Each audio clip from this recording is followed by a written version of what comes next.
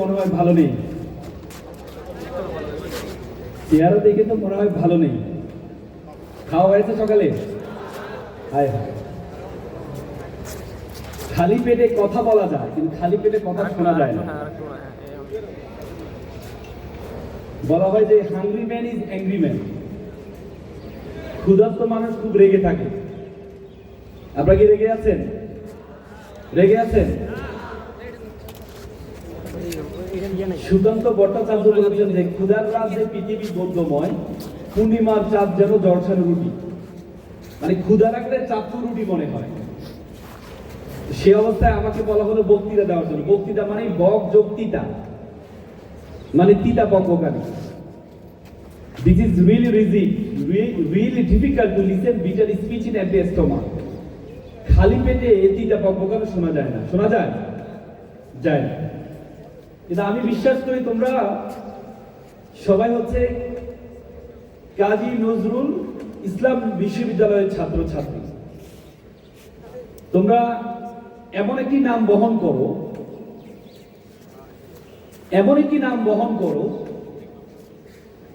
যে নামের নামটা শুনলেই শরীরের লোম দাঁড়িয়ে যায়। ঠিক না? ঠিক না? বিদ্রোহী কবি, বিদ্রোহী কবি যখন ছোটবেলায় যখন কলিকাতার আশাশুনি ছিলেন, তিনি একটা রুটি দোকানে চাকরি করতেন। তার মাকে দেখার জন্য একদিনের ছুটি নিয়ে গিয়েছিলেন, 3 দিন ছিলেন। মা অসুস্থ ছিলেন, এর জন্য 3 দিন ছিলেন। পরবর্তীতে যখন আবার দোকানে আসলেন, ওনাকে খুব বকাঝকা করলেন। উনি যে একটা বিদ্রোহী মানুষ, উনি বকাঝকা সহ্য করতে পারেন না, উনি বের হয়ে গেলেন, চাকরি করবো না। পরে গিয়ে আপনাদের তিশাল অঞ্চলের একজন দারোগা ছিলেন, রফিজউদ্দিন। উনি কলকাতায় জব করতেন। ওনার ঘরের বারান্দায় শুয়েছিলেন রাতে। পরে উনি উঠার পর দেখে তাকে জিজ্ঞেস করলেন, বললো যে আমি দুদু মিয়া, আমার এই সমস্যা। উনি চিন্তা করলেন ওনার মা থাকে ত্রিশালে, মাকে দেখভাল করার জন্য একটা ছেলে রাখবে। পরে নিয়ে আসলেন, দুদু মিয়াকে নিয়ে আসলেন এখানে, নিয়ে এসে মার কাছে রাখলেন। মা দেখলেন এই কাজের দিকে তার মনোযোগ নেই, তার শুধু বই পড়ার দিকে মনোযোগ। মা ছেলেকে বললো, এই ছেলে তো কাজ হচ্ছে বইয়ের দিকে যোগ, তুমি তাকে একটা স্কুলে ভর্তি করাও। পরে এখানে আপনাদের ত্রিশালে একটা স্কুলে ভর্তি করানো হয়। ভর্তি করানোর পরে ক্লাস 8-এ যখন উনি পড়েন, তখন ফার্সি ভাষা একটা সাবজেক্ট ছিল। বাঙালি যারা, তারা এটা পারতেন না, খুব বেশি ভালো পারতেন না। সবাই ফেল করলেন, একমাত্র স্টুডেন্ট যিনি 96 পেয়েছেন না। এখন সবাই ফেল করছেন, যিনি টিচার তারও তো একটা আত্মসম্মানের বিষয়, সবাই ফেল করলো। তো পরে 5 মার্কস বাড়িয়ে দিয়ে সবাইকে পাস করানো হলো। কবি নজরুল গিয়ে বললো আমাকেও 5 মার্ক বাড়া দিতে হবে। শিক্ষকরা তো বিপদে বললেন, পাইছেন 96, 5 যদি বাড়াই তাহলে তো 100-র উপরে চলে যায়। না, বলতো না তোমাকে বাড়া দেওয়া হবে না। সে বললো যেখানে বৈষম্য আছে আমি সেখানে পড়বো না, কোন বৈষম্য সমাজে আমি পড়বো না। আজকে সেই নজরুল আজকে আমাদের জাতীয় কবি হয়েছে। ব্রিটিশদের বিরুদ্ধে উনি বিদ্রোহী কবিতা দিয়েছেন। আমি ছিল দুর্বার দুর্বিনীত, আমি নৃশংস, আমি সাইক্লোন, আমি ধ্বংস। সেই নজরুল বিশ্ববিদ্যালয় আপনারা পড়েন। নজরুল আমাদেরকে শিখিয়ে দিয়েছেন, নজরুল আমাদেরকে বুঝিয়ে দিয়েছেন, আমরা বাঙালি জাতি হিসাবে সবসময় মনে করি সুযোগ সুবিধা মামা লাগবে বড় হওয়ার জন্য, চাকরির জন্য মামা লাগবে, ব্যবসার জন্য টাকা লাগবে। নজরুল শিখিয়ে দিয়েছেন তোমার পরিবার কেন্দ্রিক যে ব্যাকগ্রাউন্ড, পরিবার কেন্দ্রিক যে চিন্তা, তোমার মামা আছে কিনা এটা ইম্পর্টেন্ট না। ইম্পর্টেন্ট হচ্ছে তোমার ইচ্ছা শক্তি থাকলে তাহলে তুমি বিশ্ব নন্দিত হওয়া সম্ভব। আজকে শিক্ষার্থীদের মধ্যে, আমাদের মধ্যে এক ধরনের চিন্তা, আমরা সবসময় মনে করি যে আমার মামা লাগবে। আমাদের মধ্যে একটা পিছু টান আছে। তোমরা আমাকে বলো তো, বাংলাদেশের একজন প্রখ্যাত লেখক হুমায়ুন আহমেদ, তার ছেলে হুমায়ুন আহমেদের যোগ্যতা কত পার্সেন্ট পেয়েছে? কত পার্সেন্ট? 5% পেয়েছে, 1%ও পায়নি। মুকেশ আম্বানি ভারতের সবচেয়ে বড় ধনী ব্যক্তি, আনাদ আম্বানি তার যোগ্যতার, তার ছেলে তার যোগ্যতা কত পার্সেন্ট পেয়েছে? তার কি টাকা ছিল না? মামা ছিল না? সুযোগ সুবিধা ছিল না? তারপরে পায়নি কেন? তার মানে বড় হওয়ার জন্য মামা টাকা বড় ইম্পর্টেন্ট না, ইম্পর্টেন্ট হচ্ছে ইচ্ছা শক্তি, তোমার চিন্তাধারা, তুমি নিজেকে কতটুকু বড় মনে করো। হার্ভার্ড ইউনিভার্সিটির শিক্ষক ছিলেন স্যান্ডার্স, তিনি বলেছেন ইউ বিকাম ইউর কনভারসেশন। তুমি যেটি তুমি তোমাকে বলো। বলা হয় থাকে আমাদের ব্রেন হচ্ছে আমাদের সবচেয়ে বাধ্যগত সার্ভেন্ট। তুমি যদি ব্রেনকে বলো আমি একা, তোমার ব্রেন বলবে ইয়েস স্যার আপনি একা। তুমি যদি ব্রেনকে বলো আমি যেহেতু একা জীবন দেখে লাভ নাই, তোমার ব্রেন বলবে ইয়েস স্যার আপনি একা জীবন দেখে লাভ নাই, keep it up, keep going on. তুমি যদি ব্রেনকে বলো আমি সেরা, তোমার ব্রেন বলবে ইয়েস স্যার তুমি সেরা। তুমি যদি তোমার ব্রেনকে বলো আমার দ্বারা সবকিছু সম্ভব, তোমার ব্রেন বলবে ইয়েস স্যার তোমার দ্বারা সবকিছু সম্ভব। আর তুমি যদি তোমার ব্রেনকে বলো তুমি তো পড়ো ময়মনসিংহের একটা বিশ্ববিদ্যালয়, তোমার দ্বারা কিছুই হবে না, তোমার দরকার ছিল ঢাকা বিশ্ববিদ্যালয়ে ভর্তি হওয়া, তোমার দরকার ছিল ঢাকার একটা বড় বিশ্ববিদ্যালয়ে ভর্তি হওয়া, তুমি যদি পারো নাই তোমার দ্বারা কিছু হবে না। সে ব্রেনকে পরিবর্তন করতে হবে, চিন্তার প্রসারতা পরিবর্তন করতে হবে। যদি চিন্তার প্রসারতা আপনি পরিবর্তন না করেন তাহলে মনে করবেন আপনি অথর্ব, আপনার দ্বারা কিছুই হবে না। পৃথিবীর সবচেয়ে বড় রাইডার কোম্পানি উবার, তাদের নিজস্ব কোনো গাড়ি নেই। গাড়ি আছে? আছে। পাঠাও, তাদের নিজস্ব কোনো গাড়ি আছে? আছে? নেই। কিন্তু তারপরেও সারা বিশ্বের 30% গাড়ি তারা কন্ট্রোল করে। কিসের জন্য জানো? কিসের জন্য জানো? শুধু চিন্তার কারণে, শুধু চিন্তার ভিন্নতার কারণে। সিঙ্গাপুর মালয়েশিয়ার অংশ ছিল। একসময় সিঙ্গাপুরকে মালয়েশিয়া থেকে ফিশিং ভিলেজ বলেছে তারা, ফিশিং ভিলেজ। সিঙ্গাপুরকে মালয়েশিয়া থেকে তারা বের করে দিয়েছে।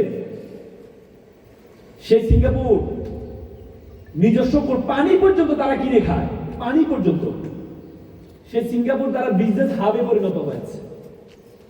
তাদের বিমান, তাদের যেই বিমানবন্দর বিশ্বের সবচেয়ে উন্নত বিমানবন্দর তারা তৈরি করেছে।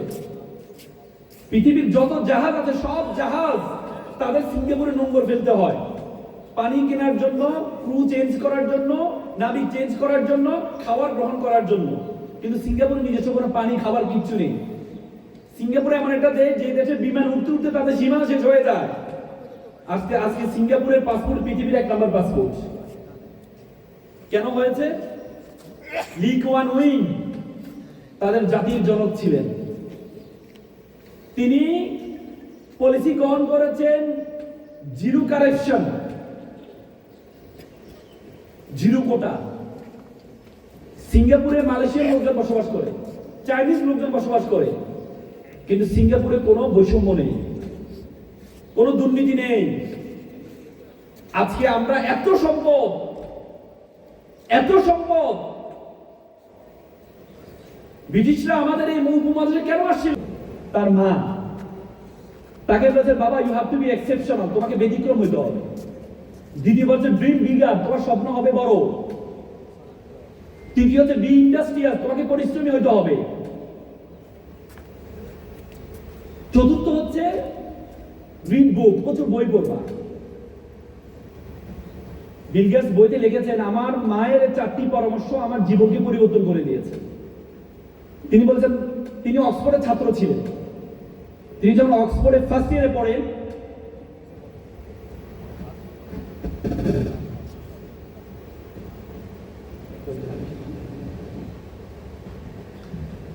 উনি যখন ফার্স্ট ইয়ারে পড়েন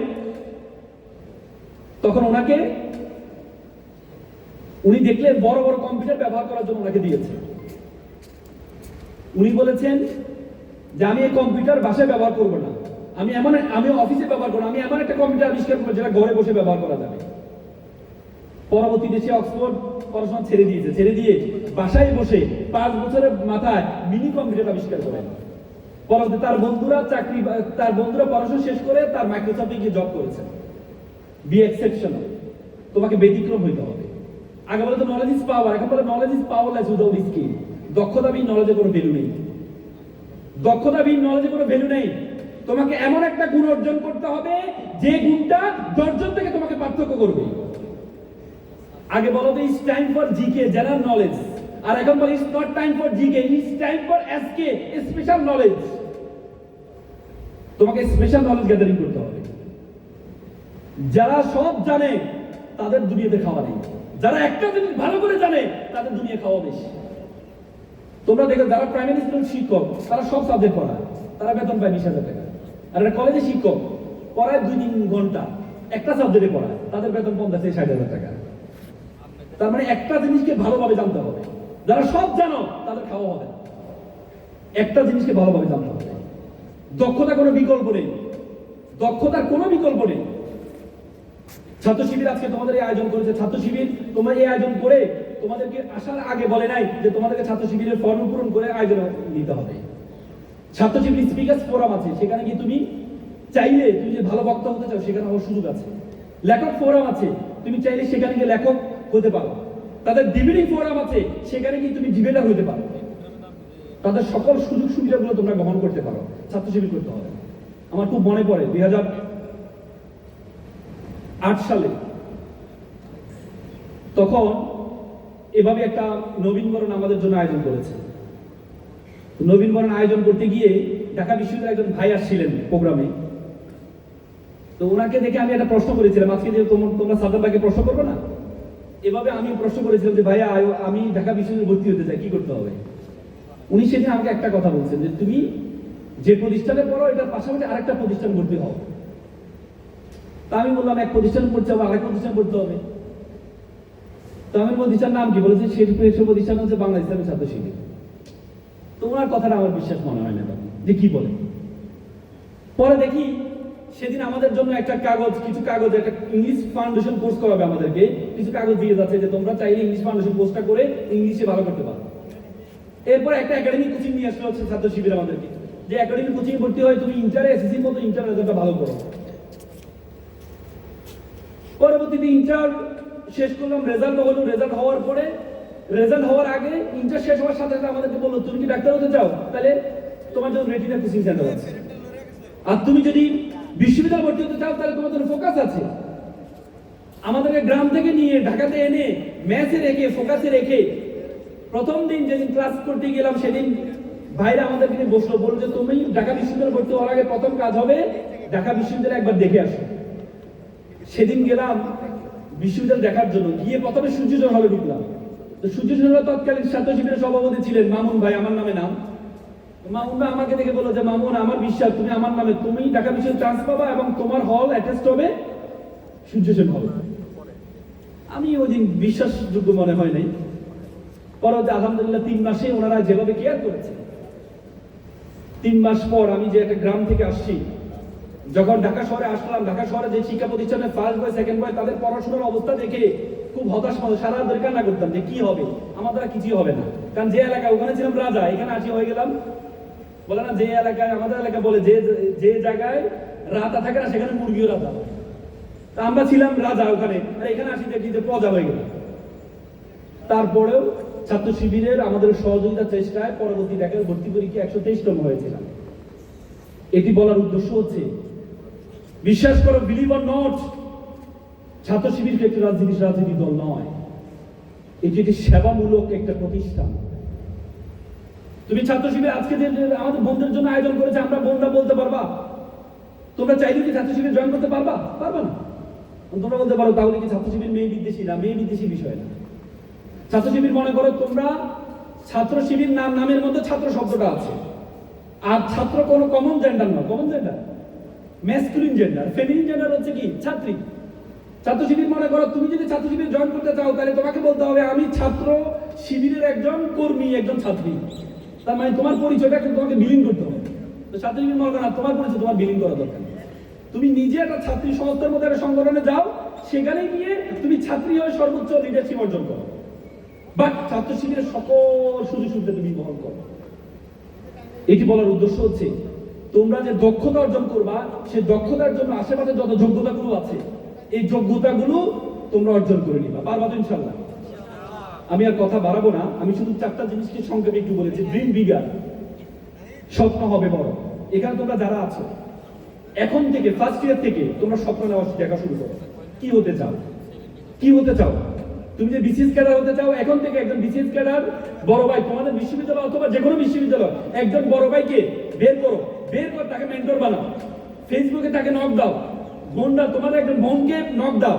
এখন খুব সহজ মানুষকে সম্পর্ক তৈরি করা, মেসেজ দিবা রিপ্লাই দিবে না, একবার দিবা, দুইবার দিবা, 10 বার দিবা, রিপ্লাই দিবে না, কিন্তু তারপরে মেসেজ দিয়ে যাও, দেখবা এক সময় সে তোমার রিপ্লাই দিবে, তুমি তার থেকে বিভিন্ন পরামর্শ নাও, বিভিন্ন পরামর্শ নাও। তো সুতরাং তোমরা স্বপ্নটা একটু বড় দেখো। আমি আর কথা বাড়াবো না, আমি একটা গল্প বলে কথা শেষ করব। বি ইন্ডাস্ট্রিয়াল, তোমাদেরকে পরিশ্রম করতে হবে। আমি একটা গল্প বলে শেষ করব। একবার একটা অঞ্চলে তারা একটা মন্দির বানাবে। তো তারা মন্দির বানাবে, মন্দিরের জন্য কি লাগে? মূর্তি লাগে। তো তারা শুনছে পাহাড়ে একটা মূর্তি, কালো পাথর, সুন্দর পাথর আছে। তারা পাথরের কাছে গেল, যেই বলে যে পাথর সাহেব আপনাকে একটু লাগবে। বলে আমাকে লাগবে, কি করবা? বলে আপনাকে নিয়ে আমরা একটু কাটবো, ঘষবো, মাজবো, এরপর মূর্তি বানাবো, এরপর মন্দিরে রাখবো, সবাই আপনাকে সেলুট করবে। সে বলছে পরের অংশটা ঠিক আছে, সেলুট করবে, কিন্তু আগের অংশটা এই কাটবা, ঘষবা, মাজবা, এটা না করা যায় না? বলছে না, এটা না করলে তো আপনাকে কেউ সম্মান করবে না। বলছে না, এই কষ্ট করতে পারবো না তোমরা। তখন পাশে একটা কালো পাথর ছিল, অবহেলিত পাথর। বলছে স্যার আমাকে নিয়ে যান। তোমাকে নিয়ে যাবো? বলছে স্যার আমাকে নিয়ে যান। তোমাকে কাটতে স্যার, আমাকে কাটের গোছের মাঝে কোনো সমস্যা নেই। পরে তাকে নিয়ে কেটে গোছে মেজে তাকে একটা অবয়ব দেয়, সুন্দর একটা অবয়ব দেয়, মূর্তি বানায়, মূর্তি বানায় মন্দিরে রাখে। দেখে যে সবাই এসে তাকে সেলুট করে, সালাম করে, নারিকেলে পানি ঢালে। তো তখন তারা দেখলো নারিকেল নিয়ে যে পরিমাণ লাইন দাঁড়িয়ে আছে, সবাই যে নারিকেল ভাঙে, তাহলে কি তাদের দেয়ালটা ভেঙে যাবে। তো তারা চিন্তা করে একটা পাথর, সাদা পাথরটাকে একটু অফার দিই। গেল সাদা পাথর চাই, আপনার একটা কাজ পেয়েছি। কি কাজ? কোনো কাটাকাটি ঘষাঘষি নাই, কি করবা? আপনার শুধু নারিকেল ভাঙবো। চমৎকার। পরে নিয়ে মন্দিরের মুখে তাকে রাখে, সবাই এসে নারিকেল ভাঙে, আর পানিটা নিয়ে কালো মূর্তির উপর ঢালে। সে বলছে কি রে বেটা, এই কালো মূর্তি তারা কেউ সম্মান করতো না, আজকে সবাই তাকে নারিকেল পানি ঢালছে, তাকে সবাই সম্মান করছে, আর আমাকে আস্তে আস্তে সবাই লাথি মারছে। তখন কালো মূর্তি বলে স্যার, আজকে তো আপনি দেখতে পাচ্ছেন আমাকে মানুষ সম্মান করছে, কিন্তু আমাকে যখন কাটা হয়েছে, আমাকে যখন বসা হয়েছে, আমাকে যখন মাজা হয়েছে, আমি সহ্য করে জীবন। তোমাদের জীবন মাত্র শুরু হয়েছে। You have to compete not only in managing cities. You have to compete all over the country. You have to compete all over the world.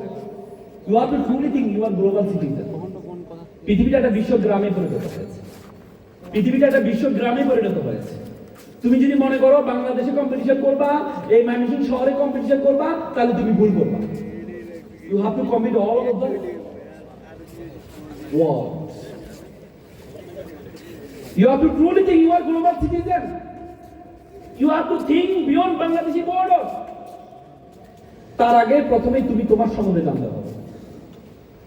তুমি তোমার সম্বন্ধে, সক্রেটিস বলেছে নো thyself, নিজেকে জানো। আল্লাহ কোরআনে বলেছে ওয়াবি আনফুসিকুম, তুমি তোমাকে জানো। উপমহাদের সেরা কবি ফরিদুদ্দীন বলেছেন উনসু মাতলু বেজা হাত দরগাহা হাত তুরিগো বাজে খুঁজেশা। বলে পৃথিবী যাকে খুঁজে বেড়াচ্ছে, তুমি সেই ব্যক্তি, তুমি তোমাকে খুঁজে বের করো। তুমি যদি তোমাকে খুঁজে না বের করতে পারো, তাহলে তুমি মনে করবা আল্লাহ তাআলা তোমাকে অনর্থক সৃষ্টি করেছেন। আল্লাহ তাআলা তোমাকে চমৎকার আকৃতি দিয়ে সৃষ্টি করেছেন।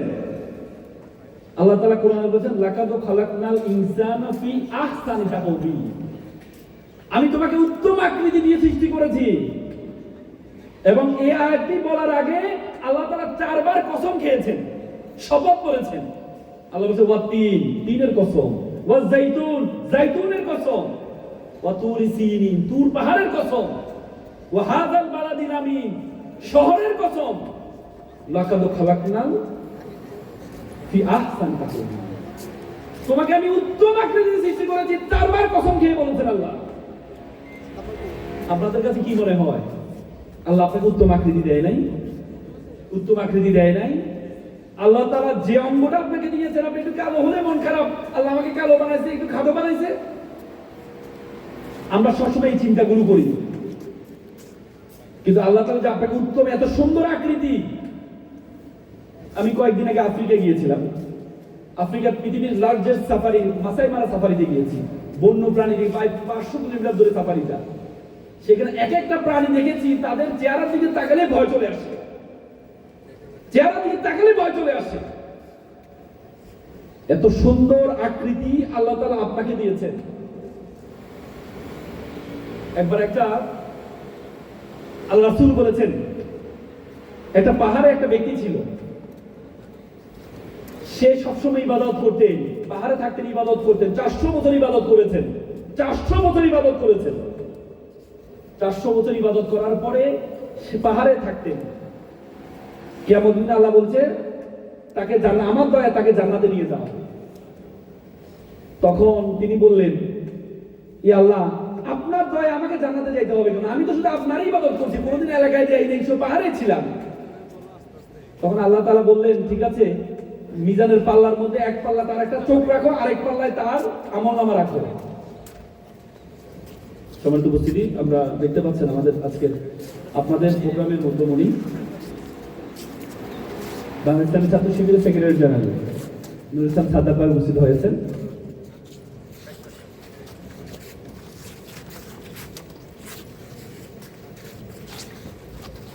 আজকে বাংলাদেশকে আমি আপনাদেরকে বলেছি যে আমাদের দেশকে এক সময় শিবির বলতো, আমরা বিভিন্ন জায়গায় বিভিন্ন যখন প্রোগ্রামে যাই বিভিন্ন সময় শুনি যে শিবিরকে অন্যভাবে দেখা হতো এতদিন পর্যন্ত, মানে শিবির একটা ভয়ঙ্কর বিষয় বোঝানো হতো। আমি ওইদিন একটা হাদিস পড়ছিলাম, আল্লাহ রাসূলের সময় ওকাজের মেলা হতো, বিভিন্ন গোত্র থেকে মেলা অংশগ্রহণ করতে। মুহাম্মদ সাল্লাল্লাহু আলাইহি ওয়াসাল্লামের কাছে যেন মানুষ না আসে, এই জন্য ওকাজের মেলায় প্রত্যেকটা মেলার প্রত্যেকটা বুথে প্রত্যেকটা গেটে এক একটা বুথ বসানো হইতো। বুথটা কেন বসানো হইতো? বুথটা এই জন্য বসানো হইতো, বলা হইতো যে আমাদের এলাকায় একটা পাগল আছে, নাউজুবিল্লাহ, বলা হতো মোহাম্মদ একটা পাগল, তার কাছে তোমরা যেও না, সে খুব নিষ্ঠুর মানুষ। তো যারা বিভিন্ন গোত্র থেকে, বিভিন্ন জায়গা থেকে, বিভিন্ন এলাকা থেকে, সিরিয়া থেকে, বিভিন্ন জায়গা থেকে আসতো, তো তারা বললো যে কেমন পাগল লোক, কেমন উন্মাদ লোক, একটু দেখে আসি। পরবর্তী বাস্তবে তার মধ্যে কি হাজারো পার্থক্য, তার মধ্যে হাজারো পার্থক্য। তারাই, যারা মুহাম্মদ সাল্লাল্লাহু আলাইহি ওয়াসাল্লামের নাম শুনে নাই, তারাই এই ভূত বসিয়ে মুহাম্মদ সাল্লাল্লাহু আলাইহি ওয়াসাল্লামকে তাদের কাছে প্রচারণা করাইতো। গত 17-18 বছর শিবিরকে যে ব্র্যান্ডিং করা হয়েছে, যদিও তারা নেগেটিভ ব্র্যান্ডিং করেছে, আলহামদুলিল্লাহ, বর্তমানে যখন ছাত্র সমাজ, নাম তো শুনেছে ভয়ঙ্কর একটা মানুষ, ভয়ঙ্কর একটা দল, যখন ছাত্র সমাজ সামনে গিয়েছে,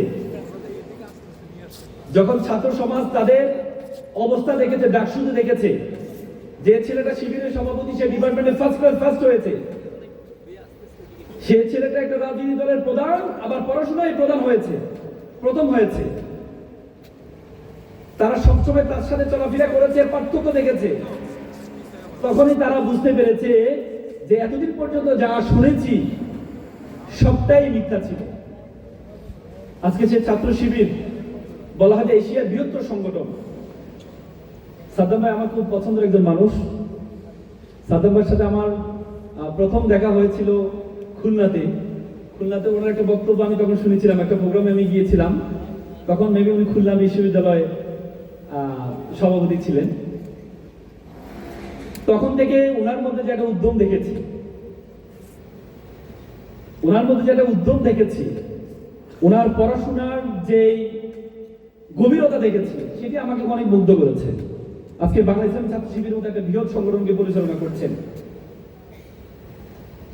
আমি তোমাদেরকে যেটি বলার চেষ্টা করেছি,